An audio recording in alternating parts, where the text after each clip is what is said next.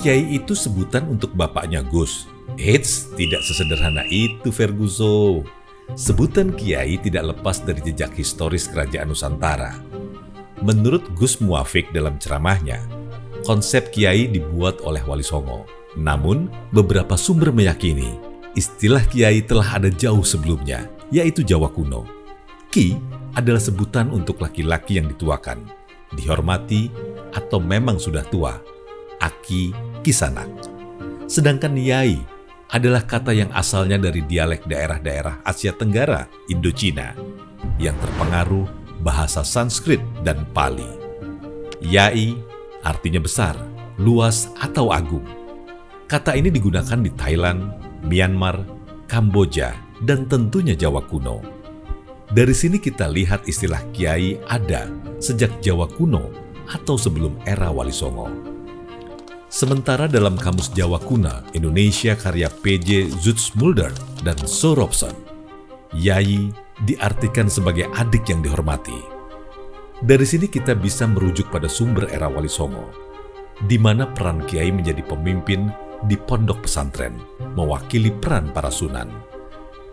Jadi Sunan Gunung Jati misalnya, selain menyebarkan agama Islam bersama Sunan Kalijaga di Jawa Barat, Cirebon, Betawi hingga Banten, beliau juga terlibat sebagai petinggi kerajaan yang ngurusin politik atau tatanan negara pada waktu itu. Bahkan, mustahil ada Jakarta tanpa kiprah Sunan Gunung Jati sebagai negarawan. Dari versi ini, ke-9 sunan dalam lembaga dakwah Wali Songo mendirikan pesantren-pesantren sebagai media pendidikan. Dari sana lahirlah istilah murid, lawan kata mursyid. Lalu, istilah santri sebagai murid di pesantren.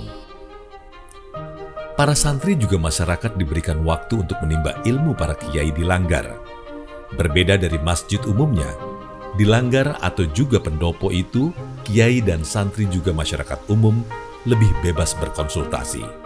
Tidak hanya terkait agama, bahkan juga menyangkut kehidupan sehari-hari. Nah, di sana juga Sunan Kalijaga dan Sunan Bonang menggelar pertunjukan wayang. Cendekiawan yang juga seorang Indonesiais, Clifford Geertz, menyebut kiai sebagai maklar budaya, cultural broker. Pemaknaan ini benar-benar terbukti, ya, dari zaman para wali hingga hari ini. Seiring waktu berjalan, tidak hanya agama Islam yang menggunakan istilah kiai sebagai sosok pemimpin, muncul pula sosok Kiai Sadrah, penyebar agama Kristen di Jawa. Ia dilahirkan sekitar tahun 1835 di daerah Karesidenan, Jepara. Sumber lain ada yang mengatakan dia lahir di Karesidenan, Demak, daerah Sunan Kalijaga dulu berkiprah. Menarik kan? Belum lama juga Kiai Mustafa Bisri alias Gusmus bilang, ada kiai rekomendasi atau pengakuan masyarakat, seperti Kiai Mamun Zubair. Ada kiai rekomendasi pemerintah atau MUI. Ada kiai rekomendasi media massa. Ada kiai dukungan dunia maya. Ada kiai artis. Jadi, berbeda dengan pemuka agama umumnya ya. Sosok kiai dihormati karena masyarakat mengakui keilmuannya juga, selain faktor keturunan atau leluhurnya. Kiai dalam wujud pusaka. Uniknya, tidak hanya sosok pemimpin laki-laki di pesantren, sebutan kiai juga disematkan ke benda-benda pusaka. Para pemimpin pusaka itu disebut empu, pengampu, orang yang diberikan tanggung jawab mengurusi. Pusaka sendiri berasal dari kata empu dan soko, tonggak, penguat. Kalau para wali menjadikan kiai sebagai wakilnya di lembaga pendidikan pesantren, di dalam keraton terdapat kiai dalam wujud keris, tombak, gamelan, panji-panji, sampai kerbau.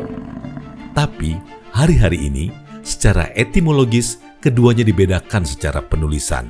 Kiai merujuk tokoh di pesantren, sementara pusaka cenderung ditulis kiai. Sayangnya cukup banyak mitos dan pengaburan makna terkait pusaka dan peran para wali ini. Sampai-sampai pusaka mendapatkan stigma tersendiri dari berbagai pihak. Sepertinya menarik kita bahas tersendiri di depannya nanti. Kembali pada kiai sebagai sosok pemimpin laki-laki. Sementara bagi istrinya disebut nyai, gabungan dari kata Nyi dan Yai. Untuk putrinya yang belum menikah mendapat gelar Ni atau Ning. Nah, putranya yang paling populer, Gus, berasal dari kata Cah Bagus. Dari sini kita bisa lihat bagaimana besarnya peran kiai dalam sejarah bangsa kita. Tidak hanya mengajarkan agama, tapi juga menjaga toleransi, menegakkan pesan damai, dan turut serta bernegara.